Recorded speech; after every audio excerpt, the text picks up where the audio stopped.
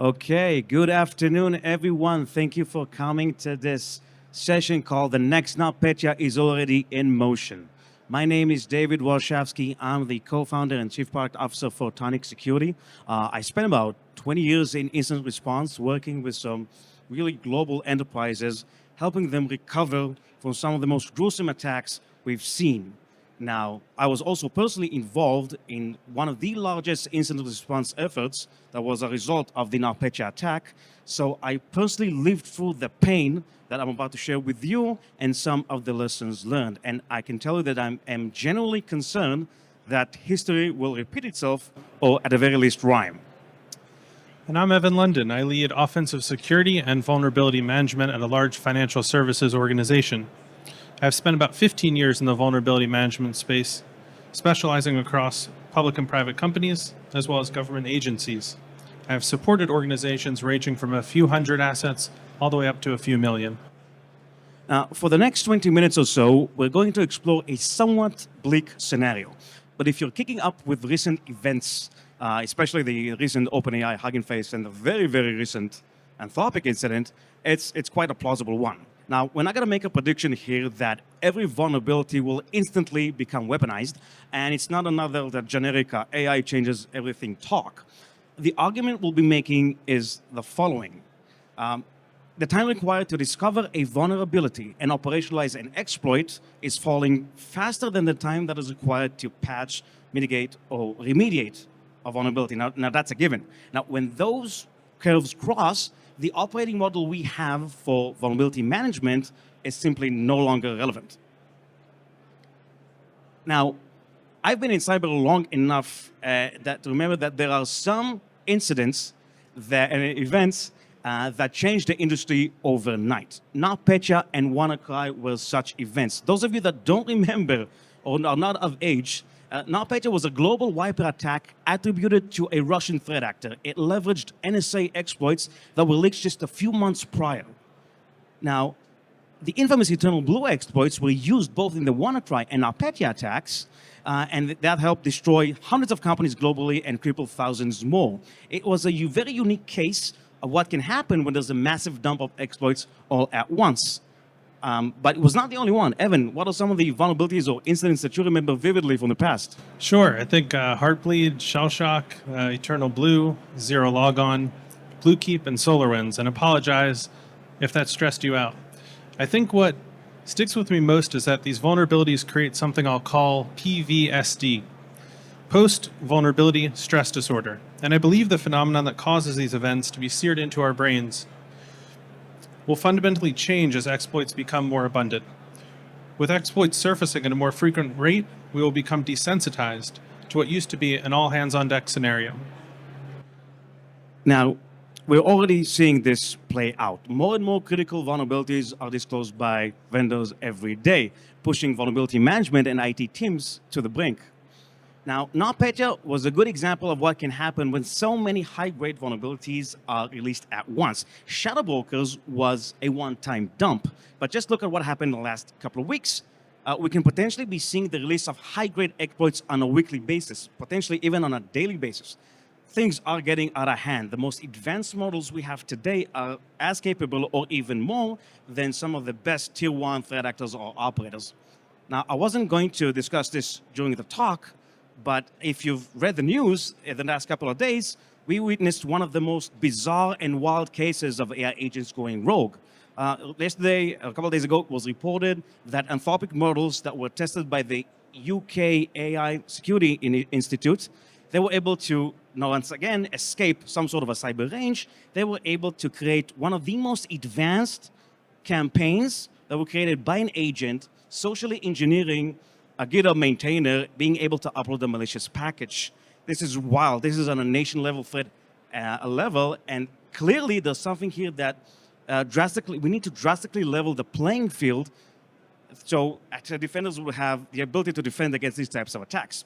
But unlike for adversaries, it's not a matter of simply handing defenders the most advanced models we have and giving them free reign across the enterprise. Now look at these two paths over here. At the top, a typical attack, the attacker moves from disclosure to discovery, adaptation, chaining exploits, and ultimately executing the attack. Each step can now be compressed as models are getting more and more advanced. At the bottom, the defender still has to detect the issue, determine whether that's even applicable, find the affected systems, identify the right owner, approve the change, fix or mitigate the issue, and validate the result. It's quite a lot. Evan calls this the vulnerability management scavenger hunt. Yes, because that's exactly what the first few hours often are. They're not patching, they're hunting. We're looking at, is the advisory even relevant to us? Do we have the affected software? Where is it deployed? Does the scanner cover every relevant environment? Is the vulnerable component even running, exposed, or reachable? Who owns the system, and what business processes depend on it? Can it go down, and can the patch be tested? And there's another question that often gets missed. Have we already been compromised? Some critical advisories do not simply say, apply this patch.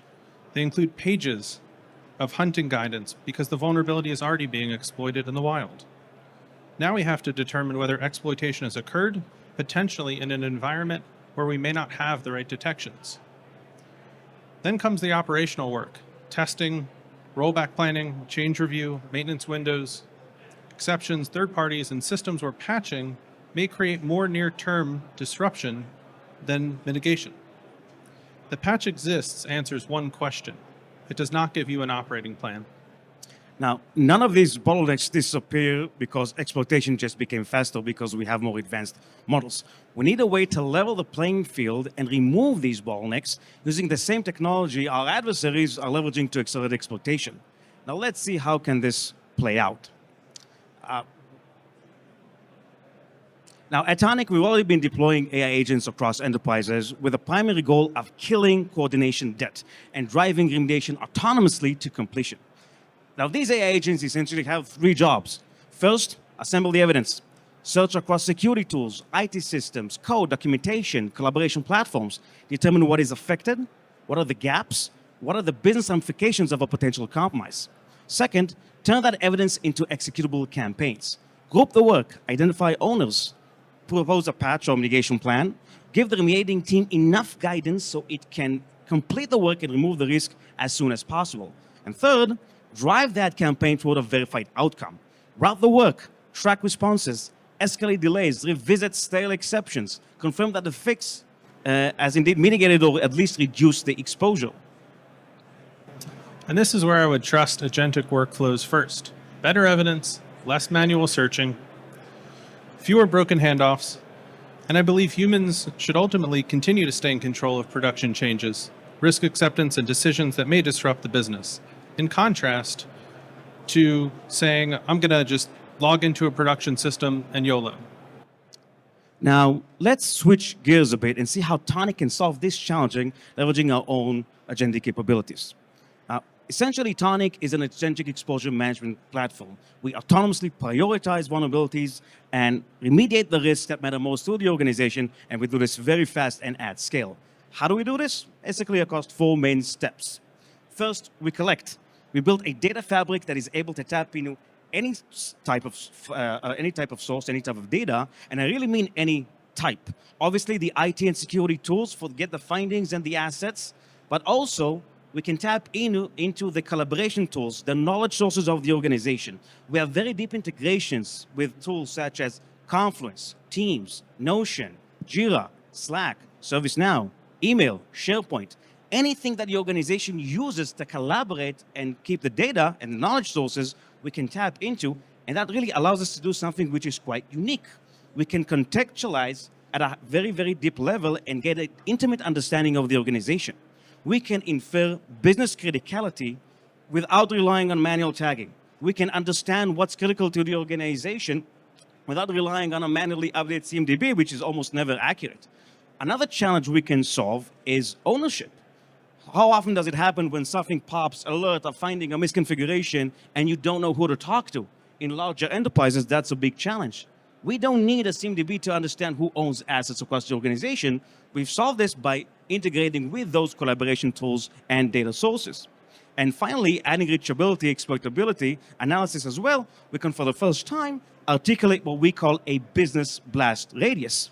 we can connect assets, identities, applications, compute, storage, network, applications, and understand how they all map to create this overarching business process. And for the first time, you can understand how a business process will be compromised as a result of an exploitation attempt, understanding what are the ramifications on the major revenue streams of the organization.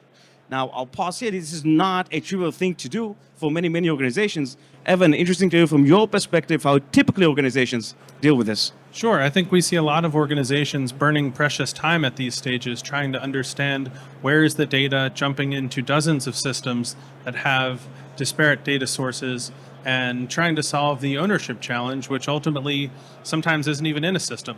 Could be in a Slack channel, could be on Confluence or other documentation sources, and burning that time instead of patching is ultimately an ineffective way to approach this.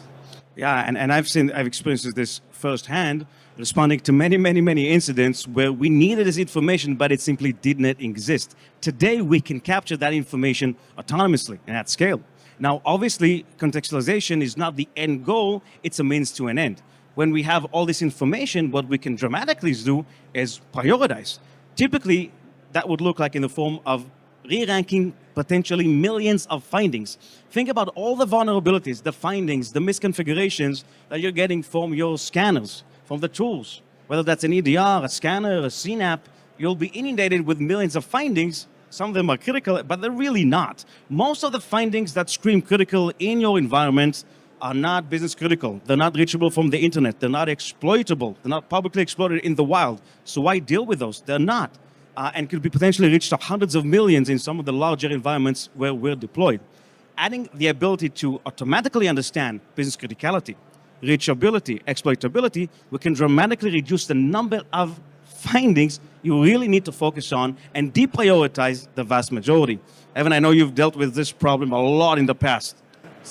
Yes, I think the prioritization piece is critical, as ultimately an organization should spend their time in those early hours patching the systems that matter and patching the vulnerabilities that matter on those systems, not taking the opportunity to patch thousands or millions of vulnerabilities that ultimately can be done at a later stage that will not be impacted by exploitation.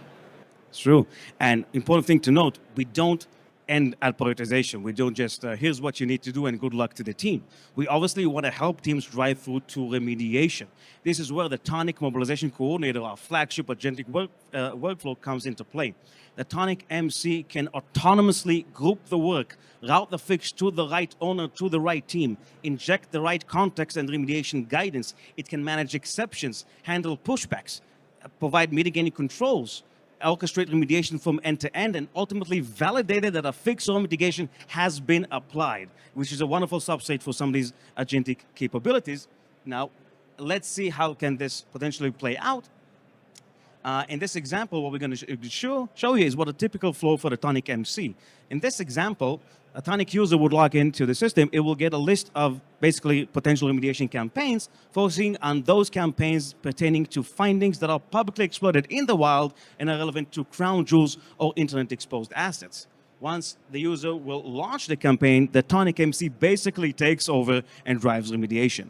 In this example, it's a reactor shell affecting externally facing assets. The Tonic MC will launch the campaign. It will notify that it is starting to work on this. And then what will happen in this particular example, we don't yet know who are the asset owners. We know what are the affected assets. We got this from the scanners. That's easy. But in many cases, we don't know who to even to talk to.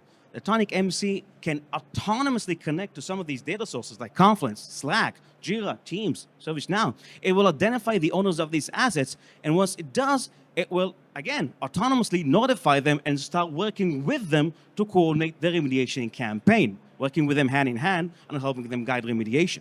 Now, once the remediation campaign has been kicked off, again, the Tonic MC will take over. It will track the remediation campaign itself, making sure that it is actually being executed, alert for any exceptions or any potential escalations. Now, once remediation reaches completion, and we got notification and confirmation from the various stakeholders, we don't settle for this. We don't necessarily trust. We need to verify. So the Tonic MC is then able to validate by initiating its own scan. and validating that this has indeed been fixed or mitigated, leading all the way to the completion of, in this case, a successful remediation campaign. Now, this is an example of a happy flow where things work out quite nicely because, again, we didn't see any pushbacks. But Evan, I know from experience you've dealt in many, many cases where we don't necessarily have that happy flow where we can easily patch things. That's right, David. I think ultimately teams have excuses, and some of them legitimate, some illegitimate, on why they cannot fix things. And ultimately, burning time, having a team of people focused on triaging exceptions is time wasted that could be spent fixing. That's very true. And we have an answer for that as well. Happy to show you, by the way, later at the booth, a live demo of what can happen when the Tonic MC gets pushback from the remediating teams. I can't fix. I don't want to. We just simply can't. For whatever reason, we have ways to deal with this and then guide the team through what will be the right compensating controls to drive remediation or mitigation to completion. Now, almost at the end of the talk, we started by explaining why we think the next NotPetya is just around the corner. It's a bit bleak, but we don't want to leave you thinking it's the end of the world as we know it. We're actually quite optimistic because we're seeing how enterprises are deploying agentic workflows and automating much of the really grueling mobilization coordination work that is needed in order to drive remediation to completion and get to verified risk reduction. Evan, your thoughts on how you think this will play out? I think the vulnerability program of the future will not be measured by how many findings it processed. It will be measured by how quickly it converted the right finding into verified risk reduction. This is where I see agentic workflows having the most impact. To keep up with the current pace we are facing, I'm confident that the next evolution in vulnerability management is having AI agents working hand in hand with our human operators to prioritize what needs to be fixed now. That's it for the day. Thank you for the time. Thank you for listening. By the way, you do have scratch cards. You can win some cool, very cool prizes. Our booth is way over there. Tonic team, please wave and say hi over there at the booth. Obviously, also happy to provide with a live demo of some of these capabilities in action. Again, thank you so much. Enjoy the rest of the conference.